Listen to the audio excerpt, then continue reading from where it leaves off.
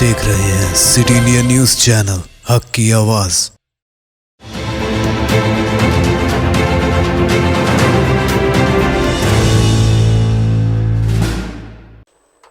السلام علیکم ناظرین، سٹی انڈیا نیوز کے بلیٹن خبر رفتار سے میں آپ کا استقبال ہے۔ میں ہوں نوشین۔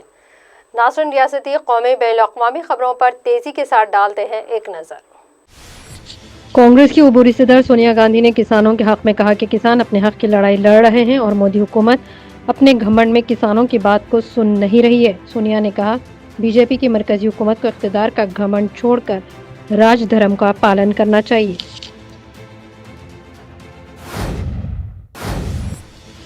ملک بھر میں چل رہے کورونا ویکسینیشن پر ہو رہی بیان بازی میں ایک اور کڑی جڑ گئی ہے۔ الکا لامپا، جو اپنے متنازع بیانات کے لیے مشہور ہیں، انہوں نے بھی اس ویکسین کے بارے میں سوال اٹھایا اور کہا کہ پہلے پی ایم مودی اگر ویکسین لگا لیں تو سارے سوالوں پر روک لگ جائے گی۔ دہلی کے وزیر صحت ستیندر جین نے کہا کہ دارالحکومت دہلی میں 1000 کورونا سینٹرز پر کورونا کا ٹیکہ لگایا جائے گا، جس کی تمام تر تیاریاں مکمل ہو چکی ہیں۔ سب سے پہلے ٹیکہ ہیلتھ ورکرز اور فرنٹ لائن ورکرز کو دیا جائے گا، اس کے بعد 50 سال سے اوپر کے لوگوں کو دیا جائے گا۔ دہلی کے اندر لگ بھگ 3 لاکھ ہیلتھ ورکرز اور 6 لاکھ کے آس پاس فرنٹ لائن ورکرز ہیں۔ پنجاب کے وزیراعلیٰ امرندر سنگھ نے بی جے پی قائدین پر نشانہ سادھا، کہا اقتدار کی بھوکی بی جے پی نے گورنر کے دفتر کی ساکھ کو متاثر کر جمہوری طور پر منتخب حکومت کو غیر مستحکم کرنے کی گھٹیا کوشش کی۔ انہوں نے بی جے پی قائدین کو بھارت کے آئین کو پڑھنے اور اسے سیکھنے کو کہا ہے۔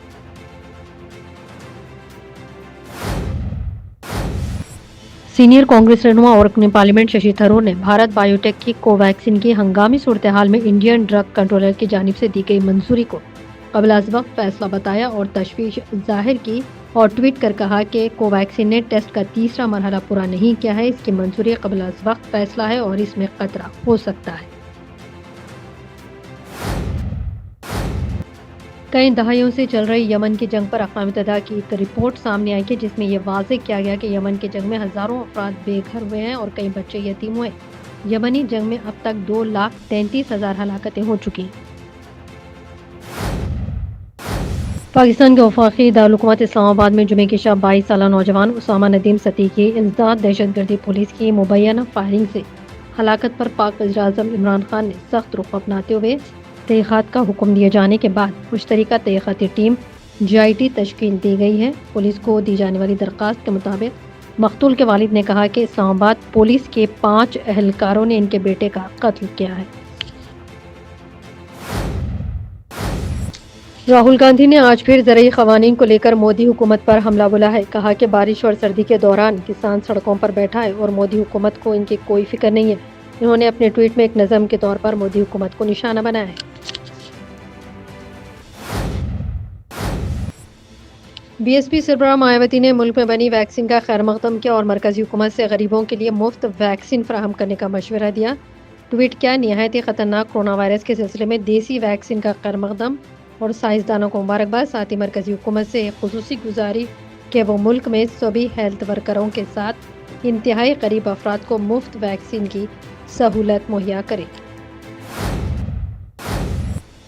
وادی کشمیر میں آج صبح زلزلے کے ہلکے جھٹکے محسوس کیے گئے۔ ریکٹر اسکیل پر زلزلے کی شدت 3.5 ریکارڈ کی گئی۔